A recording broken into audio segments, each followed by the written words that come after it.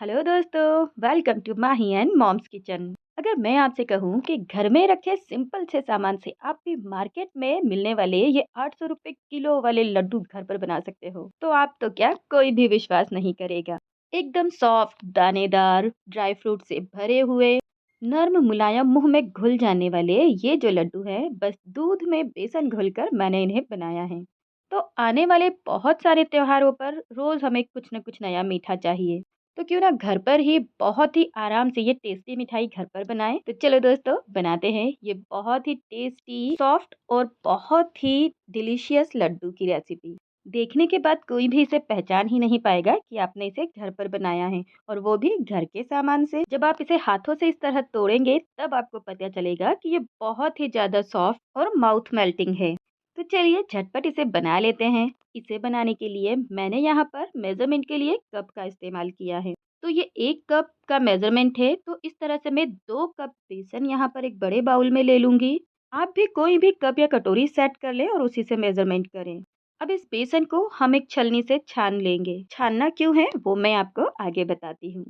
पूरे बेसन को मैंने यहाँ पर इसी तरह से छान लिया है। इसमें यदि कोई हार्ड पार्ट है या कुछ गुठलियां रह गई हैं तो उन्हें भी हमें अलग कर लेना है। और छान लेने के बाद हमें जो बेसन मिलेगा वो एकदम सॉफ्ट सा होगा और इसमें कोई गुठलियां भी नहीं होगी। और अब उसी कप से लगभग 1 कप मैंने यहाँ पर दूध लिया है, यानी कि 2 कप बेसन पर 1 कप दूध। घर में डेली जो दूध आता है वही इस्तेमाल किया है, बस इसे उबाल कर ठंडा कर लिया है रूम टेम्परेचर पर। और अब बेसन में इस दूध को मिलाकर हमें अच्छी तरह से मिक्स कर लेना है। तो अब बताती हूँ कि मैंने बेसन को छाना क्यों। यदि हम बेसन को छानते नहीं तो उसमें कुछ गुठलियां जो दिख रही थी वो यहाँ पर घुलने में प्रॉब्लम देती, और दूध में घुलते समय उसे काफी टाइम तक हमें फेंटना पड़ता। इसीलिए हमने बेसन को पहले छान लिया। थोड़ा थोड़ा करके सारा दूध डालेंगे और बैटर बनाकर हम तैयार कर लेंगे। और कुछ इस तरह का एक घोल हमें मिल जाएगा। इसकी कंसिस्टेंसी आप देख सकते हैं, इससे थोड़ा बहुत कम ज़्यादा होगा तब भी चलेगा। लेकिन यदि आपने एक ही बर्तन से मेजरमेंट किया है तो लगभग इतना ही जो कंसिस्टेंसी होगी वो होगी इसकी। अब इसे हम थोड़ी देर के लिए रख देते हैं, तो इसे कवर करके साइड पर करते हैं और तब तक करते हैं एक दूसरी तैयारी। तो फिर से मैंने वही कप लिया है। देखिए 1 कप का मेजरमेंट, इस 1 कप में हमें चीनी लेनी है और इसमें डालेंगे 1/4 कप पानी। बहुत थोड़ा सा पानी हमें इसमें डालना है, बस इतना कि चीनी भीग जाए। मेजरमेंट में फिर से क्लियर कर दूं, 2 कप बेसन, 1 कप दूध और 1 कप चीनी, 1/4 कप पानी डालकर इसे अच्छी तरह मिक्स कर लेंगे। और जब चीनी पिघल जाएगी तब हमारी चाशनी में कुछ इस तरह के बबल्स बनने शुरू होंगे। इस समय मैंने गैस की फ्लेम को हाई किया है और ये देखिए साइड से चिपकना शुरू हो गया है। तो 1-2 मिनट पकाने के बाद हम गैस की फ्लेम को बंद कर देंगे। यानी कि जब चाशनी बर्तन में साइड से चिपकने लगे उस समय हमें गैस की फ्लेम को बंद कर देना है। और इस समय चीनी काफ़ी ज़्यादा गर्म है, इसे हमें लगातार चम्मच की हेल्प से चलाते रहना है और जो किनारों पर चिपक रही है उसे वापस से बीच में लेते जाएं और लगातार इसे चलाते रहें। देखिए यहाँ पर गैस बंद है। आप चाहें तो इसे गैस पर से हटा सकते हैं और कहीं आराम से बैठ कर ये काम कर सकते हैं, क्योंकि ये बहुत टाइम टेकिंग काम है और इसमें बहुत जल्दी जल्दी आपको करना होता है, क्योंकि ये जो चीनी है ये बहुत जल्दी जमने लगती है और यदि आपने हाथ चलाना बंद किया तो ये हार्ड हो जाएगी।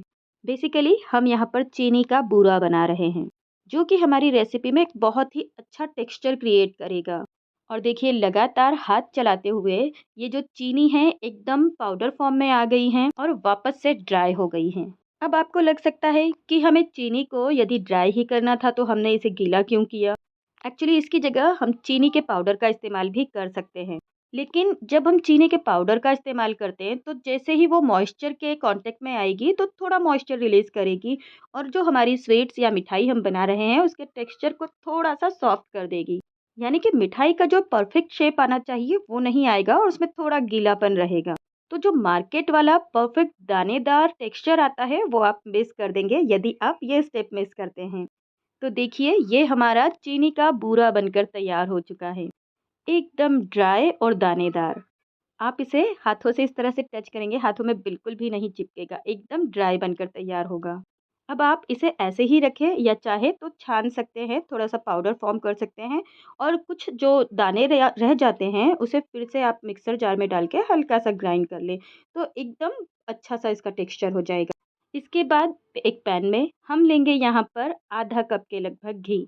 इसे मेज़र किया जाए तो ये 120 ml है और यहाँ पर हमें कम से कम 150 ml घी का इस्तेमाल करना है।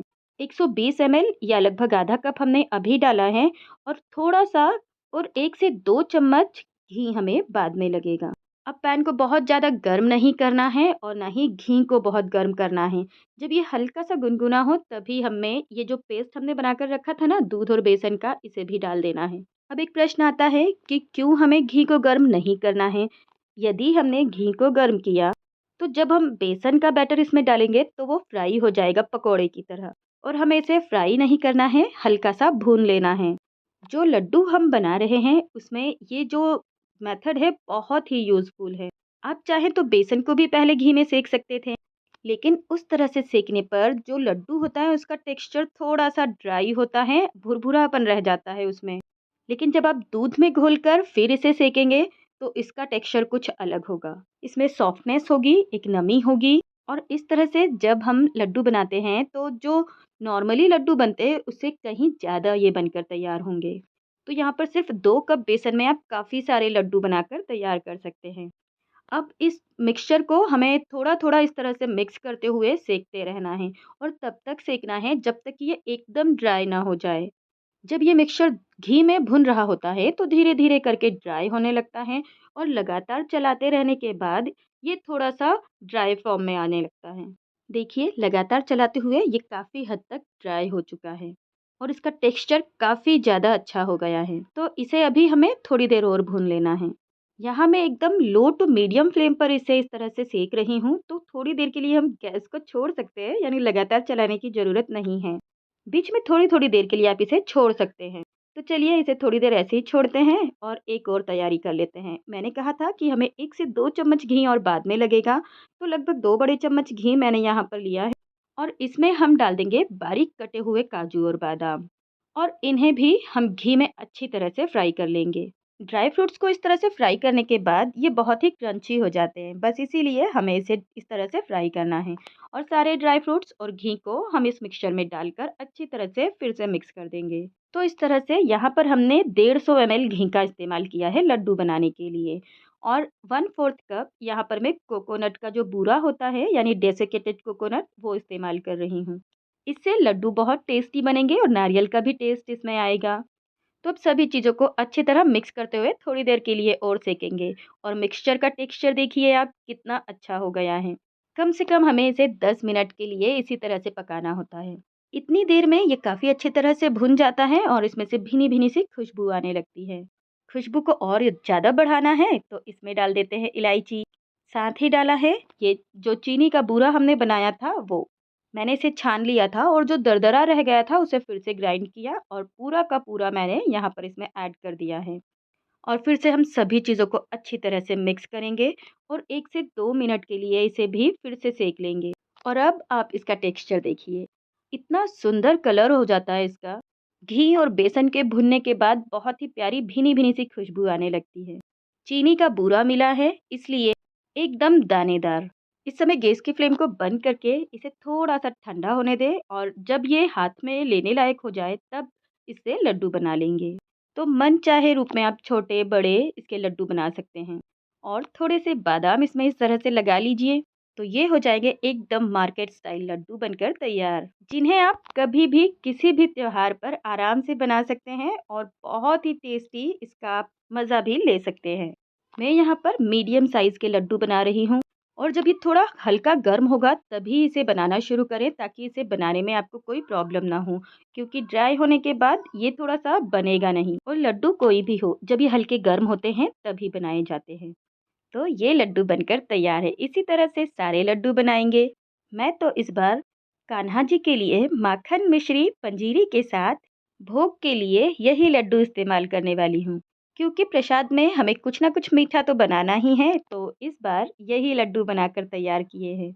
इसके अलावा किसी भी ओकेज़न पर, किसी भी त्योहार पर आप ये लड्डू बनाकर तैयार कर सकते हैं। और देखा आपने 2 कप बेसन से यहाँ पर करीब 20 लड्डू बनकर तैयार हो गए हैं। वज़न में ये आधा किलो से भी ज़्यादा होंगे। तो दोस्तों, दूध में बेसन को घोलकर आप भी ये रेसिपी बहुत आसानी से घर पर बना सकते हैं। तो अब आप कब बना रहे हैं मुझे कमेंट करके ज़रूर बताइए। और रेसिपी कैसी लगी है वो भी ज़रूर बताएं। और हाँ, रेसिपी पसंद आई है तो वीडियो को लाइक कर दें और अपने फ्रेंड्स और फैमिली के साथ भी ये वीडियो ज़रूर शेयर करें ताकि वो भी इस रेसिपी को ट्राई कर सके। और इसी तरह की ढेर सारी नई रेसिपीज़ के लिए यदि चैनल सब्सक्राइब नहीं किया है तो सब्सक्राइब कर लें ताकि आने वाले सभी वीडियोस आप तक पहुंच सके। आशा करती हूँ आज की रेसिपी आपको पसंद आई होगी। मिलते हैं अगले वीडियो में किसी नई रेसिपी के साथ। तब तक के लिए bye. Stay healthy and stay fit with homemade recipes.